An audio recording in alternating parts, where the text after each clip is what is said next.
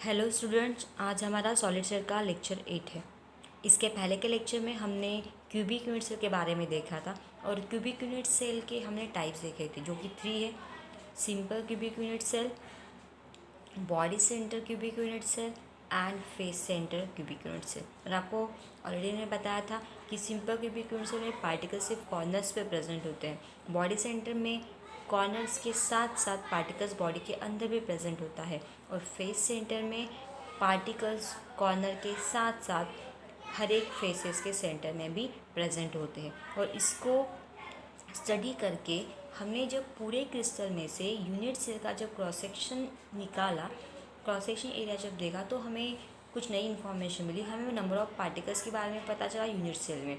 तो simple cubic unit cell में 8 corners होते हैं और हर एक कॉर्नर पे 1 पार्टिकल प्रेजेंट होता है according to cross section area. और फिर हम 8 कॉर्नर्स और हर एक कॉर्नर का 1 पार्टिकल अगर हम कैलकुलेट करते हैं टोटल, तो हमें टोटल मिला के 1 पार्टिकल मिलता है। तो सिंपल क्यूबिक सेल में टोटल नंबर ऑफ पार्टिकल 1 होते हैं। बॉडी सेंटर में कॉर्नर को मिला के तो 1 पार्टिकल होगा, but at the same time body के अंदर का 1 पार्टिकल मिला के टोटल 2 पार्टिकल बीसीसी में प्रेजेंट होते हैं। और एफसीसी में कॉर्नर का मिला के 1 पार्टिकल और फेसेस में पार्टिकल्स होते हैं, हर एक फेस में हाफ पार्टिकल। और टोटल 6 फेसेस होती है तो 6 इंटू हाफ, इसका मतलब हमें वहाँ पे 3 पार्टिकल्स मिलते हैं। तो फेसेस के 3 पार्टिकल और कॉर्नर्स का 1 पार्टिकल मिला के होते हैं टोटल 4 पार्टिकल एफसीसी में। एससीसी में 1, बीसीसी में 2 और एफसीसी में 4 पार्टिकल्स प्रेजेंट होते हैं जो आपको नेक्स्ट इसमें प्रॉब्लम्स के टाइम पे काम में आएंगे। ठीक है, और वो बहुत इम्पॉर्टेंट इन्फॉर्मेशन है आपके लिए। ओके, देन उसके बाद हमारा नेक्स्ट पॉइंट आता है relationship between the molar mass that is M density and edge length of the unit cell. ठीक है, तो ये हमें सबके बीच में रिलेशन शो करने के लिए हमें पॉइंट वाइज जाना पड़ेगा। और सबसे इम्पॉर्टेंट चीज़ है कि हमें मोस्टली यूनिट सेल जो स्टडी करना है वो क्यूबिक यूनिट सेल ही रहेगा। बाकी के यूनिट सेल बहुत कम इसमें आएंगे, बट ज़्यादा से ज़्यादा हमें किसको यूज़ करना है, सिम यूनिट सेल को यूज़ करना है। वो को भी कौन सा यूनिट सेल है, क्यूबिक टाइप का यूनिट सेल हमें यूज़ करना है। तो हम यहाँ पे भी क्यूबिक यूनिट सेल स्टडी करेंगे ये रिलेशन स्टडी करने के लिए। ओके, तो हमने यूनिट सेल कंसिडर किया वो भी क्यूबिक टाइप का, तो हमें उसकी एज लेंथ कंसिडर करनी है, इट्स अ ए। तो हम लिख लेंगे इफ़ या फिर suppose we consider the edge length of unit cell. कितनी एज लेंथ है यूनिट सेल की, सपोज इट्स अ ए। हमने कंसिडर किया कि हमारा सिंपल क्यूबिक यूनिट सेल जो है उसकी एज लेंथ कितनी कंसिडर की हमने, सपोज इट्स अ ए। ठीक है, और हमें अगर एज लेंथ पता चल गई तो हम वॉल्यूम निकाल सकते हैं, क्योंकि हमारा यूनिट सेल क्यूबिक शेप का है तो हम क्यूब का वॉल्यूम तो निकाल ही सकते हैं। तो हम नेक्स्ट फॉर्मूला अप्लाई करेंगे, volume of cubic unit cell. Cubic shape के यूनिट सेल का हम वॉल्यूम निकालेंगे, मतलब हम फॉर्मूला कौन सा अप्लाई करेंगे, वॉल्यूम ऑफ क्यूब का। And the volume of cube is nothing but the side cube and is nothing but the a cube. वाइट इज ए क्यूब क्योंकि side is nothing but the edge and the edge length is a, so that हम इस फॉर्मूले में a put up करेंगे तो volume of cubic unit cell क्या होगा, इट्स अ ए क्यूब। तो ये हो गया हमारा फर्स्ट पॉइंट। उसके बाद हम सेकेंड पॉइंट जाएंगे मास की तरफ। हमें निकालना है मास ऑफ यूनिट सेल। अगर हमें यूनिट सेल का मास निकालना है तो हमें पहले ये क्लियर करना पड़ेगा कि यूनिट सेल का मास डिपेंड करता है पार्टिकल्स के ऊपर, क्योंकि यूनिट सेल किससे बना होता है, पार्टिकल से बना होता है। और पार्टिकल्स में भी एटम रह सकता है, आयन या फिर मॉलिक्यूल, तो आपको ऑलरेडी पता है। ठीक है, इसका मतलब हमें यूनिट सेल के बारे में, यूनिट सेल का मास अगर हमें पहले पता करना है तो हमें पहले पार्टिकल्स पता करने पड़ेंगे और पार्टिकल का मास पता करना पड़ेगा, तब जाके हमें यूनिट सेल का मास मिलेगा। ठीक है, क्योंकि जितने नंबर ऑफ पार्टिकल्स रहेंगे उन सब पार्टिकल्स का टोटल मास मिला, मतलब सभी पार्टिकल का मास मिला के जितना भी टोटल मास आएगा वही मास आपके यूनिट सेल का रहेगा। अगर आपके यूनिट सेल में एक पार्टिकल है तो एक पार्टिकल का ही मास मतलब पूरे यूनिट सेल का मास। अगर आपके यूनिट सेल में 2 पार्टिकल्स है तो 2 पार्टिकल का जितना भी मास रहेगा that is nothing but the total mass of unit cell. मतलब पार्टिकल्स कितनी भी रहेंगे उन सबका टोटल मास जितना भी आएगा वही मास आपके यूनिट सेल का रहेगा। ठीक है, तो हमें मास निकालने के लिए 2 टर्म चाहिए। एक तो हमें पार्टिकल का मास कंसिडर करना पड़ेगा, ठीक है, जो कि हम m कंसिडर करेंगे। तो सपोज या फिर let the mass of one particle. पहले हमें एक पार्टिकल के बारे में ही सोचना पड़ेगा, क्योंकि पार्टिकल्स तो कितने पे रह सकते हैं। ठीक है, सपोज हमने कंसिडर किया कि हमारे यूनिट सेल के एक पार्टिकल का मास कितना है, m, और सारे पार्टिकल्स आइडेंटिकल रहेंगे तो सबका मास m ही रहेगा। तो सपोज हमने कंसिडर किया कि एक पार्टिकल का मास m है। ठीक है, तो फिर उसके बाद हमें ये देखना पड़ेगा कि वहाँ पे कितने नंबर ऑफ पार्टिकल्स है पूरे यूनिट सेल में। तो देयर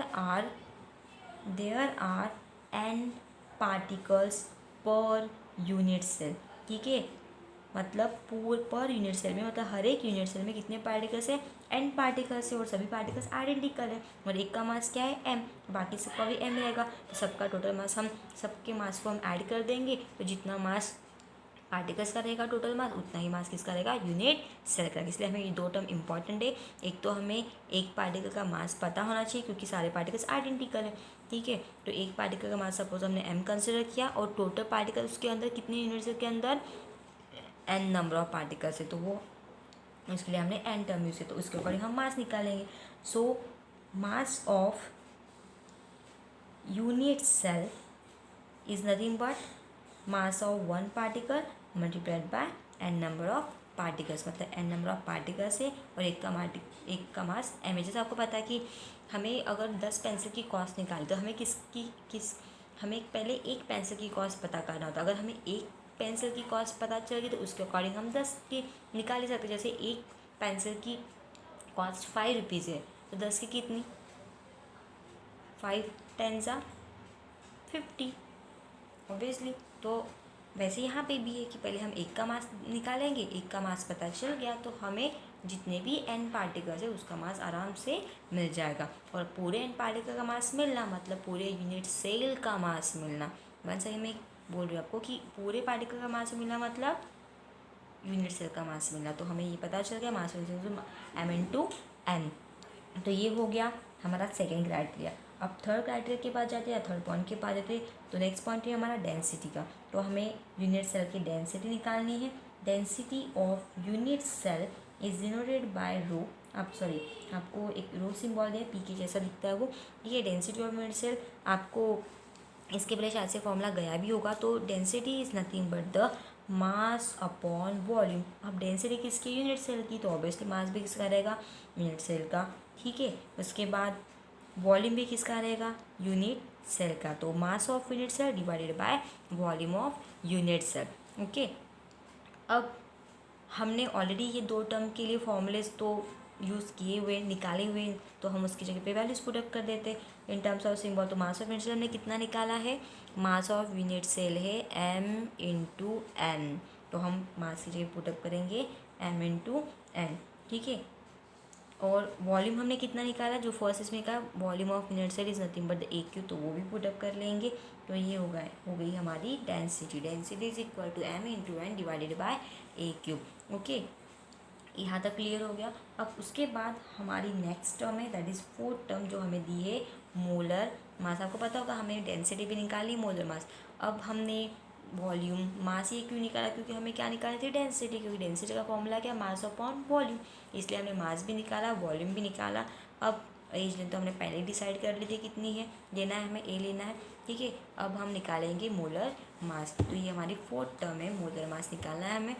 ठीक है, तो मोलर मास देखते हैं।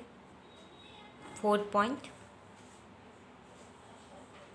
मोलर मास को हम कैपिटल M से रिप्रेजेंट करेंगे। और मोलर मास निकालने के लिए हमें नंबर ऑफ मोल्स का फॉर्मूला देखना पड़ेगा।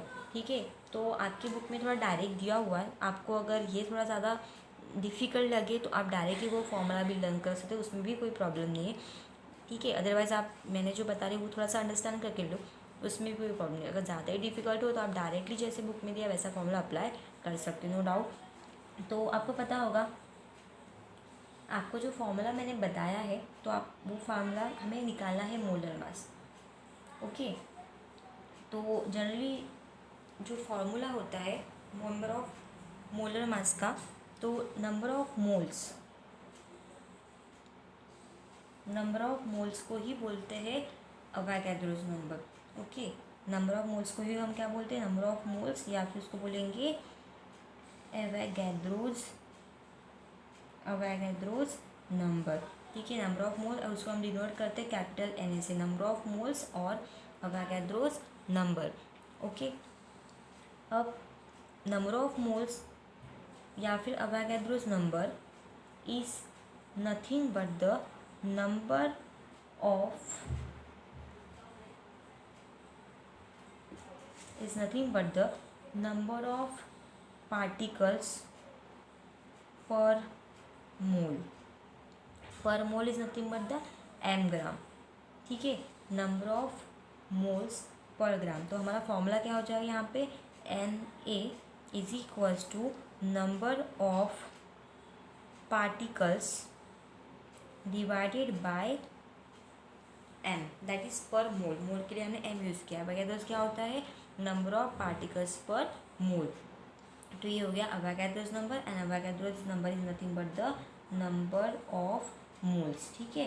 ये एक फॉर्मूला हो गया, number of moles nothing but the Avogadro's number is equal to number of particles per mole. What is number of moles, number of moles is nothing but the number of particles per mole. Per mole में जितने particles रहेंगे that is number of moles, उसको हम क्या बोलते हैं, अवोगाद्रोस number भी बोलते हैं, ठीक है। और एक और फॉर्मूला हमें पता है नंबर ऑफ मोल्स के लिए, जो क्या होता है वो देख लेते हैं हम। तो नंबर ऑफ मोल्स के लिए हमारे पास फॉर्मूला है फिर से, number of moles is nothing but the mass of particles, mass of particles divided by molar mass, okay। number of moles is equal to mass of particles divided by molar mass, जिसको हमने capital M से describe किया। और आपको पता है कि इसके पहले भी हमने एक फॉर्मूला लिखा था, पहले वाला फॉर्मूला क्या था, number of moles that is Na is equal to number of particles divided by m। तो हम नंबर ऑफ मोल्स की जगह पे ये टर्म लिख सकते हैं, okay. Number of particles per mole ये टर्म हम यहाँ पे इंक्लूड कर सकते हैं। देखो यहाँ पे हमने इसके पहले के फॉर्मूले में लिखा था number of moles nothing but the Avogadro's, आपको पता है number of moles Avogadro's number एक ही टर्म है। तो उसके लिए हमने क्या किया, उसके लिए हमारे पास फॉर्मूला था number of particles per mole. According to definition हमारा फॉर्मूला क्या था, number of moles is equals to number of particles per mole. ये आपको थोड़ा सा कन्फ्यूजिंग लगेगा, अगर ज़्यादा ही कन्फ्यूजन आपको हो तो आप डायरेक्ट बुक का थोड़ा जैसे कि वैसे लर्न कर सकते हो, नो डाउट, ठीक है। तो थोड़ा इसको समझ के लो, नंबर ऑफ मोल्स या फिर Avogadro's number is nothing but the number of particles per mole. तो हमने इस दो टर्म को एक्सचेंज कर लिया, अवोगाद्रोस नंबर को मैंने यहाँ शिफ्ट कर लिया और m को यहाँ पे शिफ्ट किया। m क्या है, नंबर ऑफ मोल्स ही है, ठीक है। यहाँ पे m क्या है, नंबर ऑफ मोल्स ही है। तो number of moles is equal to क्या हो गया यहाँ पे, number of particles divide by Avogadro's number. तो ये एक हमारे पास फॉर्मूला है नंबर ऑफ मोल्स के लिए। और दूसरा फॉर्मूला अभी हमने लिखा था, हमारा दूसरा फॉर्मूला ये था, number of moles is equal to mass of particles divide by molar mass. ये दो फॉर्मूले आपको लर्न करने पड़ेंगे और दोनों फॉर्मूले इक्वल है, कि वो भी फॉर्मूला नंबर ऑफ मोल्स का था, ये भी फॉर्मूला नंबर ऑफ मोल्स का है। तो हम क्या करेंगे, हम एक नया फॉर्मूला लिखेंगे, नंबर दोनों को इक्वल देके number of moles is equal to क्या हो जाएगा, mass of particles divided by molar mass that is capital M, ठीक है, इज इक्वल टू जो हमने इसके पहले देखा था that is number of moles is equal to number of particles divide by. तो हम नंबर ऑफ M मतलब नंबर ऑफ मोल्स है जो हमने ऑलरेडी लिखा, इक्वल टू के सामने क्या लिख लेंगे, number of particles divide bye N। तो यहाँ पे लिख लेंगे number of particles divided bye N। अगर ज़्यादा ही कन्फ्यूजिंग लगे तो मैंने आपको पहले सजेशन दिया कि आप डायरेक्टली बुक का फॉर्मूला जैसे कि वैसे बाय हार्ट लर्न कर लो, तो आपको कोई प्रॉब्लम जाएगी नहीं, ओके। ये समझने के लिए अगर आपको समझे तो ज़्यादा बेटर है, कोई प्रॉब्लम सॉल्व करते आपको ये काम में आएगा। अदरवाइज़ आप जैसे का वैसा बुक का लर्न किया तो भी कोई प्रॉब्लम नहीं है, ओके। तो नंबर ऑफ मोल्स के हमारे पास दो फॉर्मूले थे, तो हमने दोनों को एक साथ लिख लिया। नंबर ऑफ मोल्स का मतलब mass of particles divide by molar mass भी होता है, is equal to number of particles divided by N, जो हमने उस फॉर्मूले से कैलकुलेट किया था, ठीक है, पहले वाले। तो ये हो गया दो फॉर्मूले, दोनों फॉर्मूले को हमें क्या करना है अभी, इक्वल कर। हमें मास कितने पार्टिकल का चाहिए, एक ही पार्टिकल का चाहिए, तो हम एक पार्टिकल के लिए निकालेंगे एक पार्टिकल। तो हमारे इसमें फॉर्मूला भी चेंज होगा, मास ऑफ, यहाँ पे क्या चेंज करेंगे हम, अब इस टर्म को तो भूल जाते हैं, यहाँ पे आएगा मास ऑफ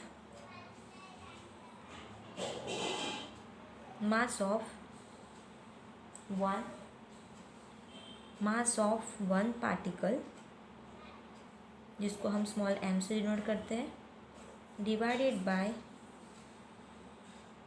मोलर मास, जिसको हम कैपिटल M से डिनोट करते हैं, is equal to number of particles कितने हैं, एक ही है, नंबर ऑफ पार्टिकल्स 1 और डिवाइडेड बाय अवोगाड्रोस नंबर, क्योंकि हमने कंसिडर किया नंबर ऑफ पार्टिकल्स कितने रहेंगे, 1 पार्टिकल, या फिर 1 नंबर ऑफ पार्टिकल्स। अब 1 नंबर ऑफ पार्टिकल्स मतलब 1 ही रहेगा, ओके। तो यहाँ पे अब देखो small m divided by capital M, number of particles 1 मतलब 1 डिवाइडेड बाय n है, ओके। यहाँ पे देखो अब इसको क्या करेंगे, हमें क्या चाहिए, मोलर मास चाहिए, तो हम मोलर मास के टर्म को एक साइड में लेके जाएंगे, तो यहाँ पे क्रॉस मल्टीप्लाई कर देते हैं, तो m into N A is equals to capital m into 1, okay, and obviously it's becomes 1, तो इसको सीधा करके लिखते तो m into 1 is equals to m, तो m is equals to m into N A. ये हो गया हमारा मोलर मास का फॉर्मूला।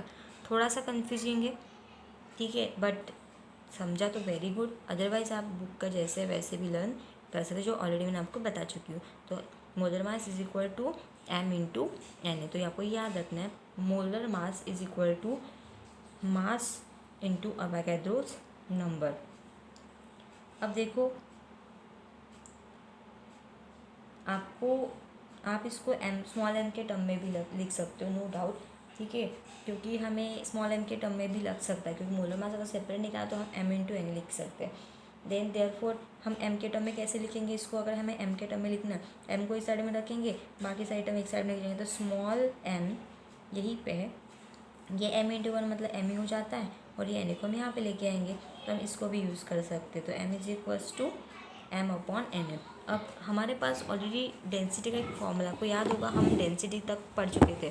देखो डेंसिटी का फॉर्मूला क्या है, देखो डेंसिटी इज इक्वल्स टू क्या है, density is equals to m into N divide by a cube. हम अब इस फॉर्मूले में स्मॉल m की वैल्यू पुटअप करेंगे, तो देखो डेंसिटी इज इक्वल्स टू, आगे पुटअप करेंगे हम, density that is rho is equal to m into N divided by a cube, जो हमने ऑलरेडी फाइंड आउट किया था, m into N divided by a cube. अब हम m की वैल्यू हमने मोलर मास से फाइंड आउट की, तो वो यहाँ पे पुटअप किया, तो फॉर्मूला थोड़ा सा और इलेबरेट हो जाएगा। तो m क्या है, small m is equal to capital M divided by N into small n divided by a cube. तो हम इसको थोड़ा मैथमेटिकली सॉल्व करें, तो ये एन जो बेस है वो नीचे चला जाएगा, तो m इंटू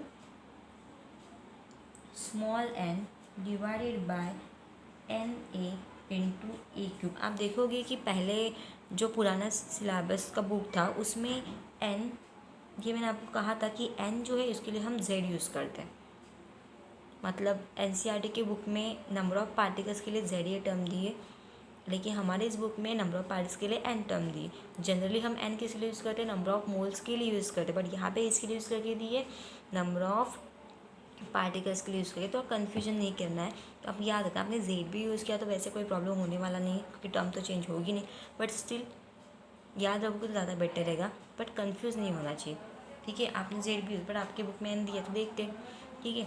तो m into N divided by N A into a cube. तो ये हो गया हमारी डेंसिटी।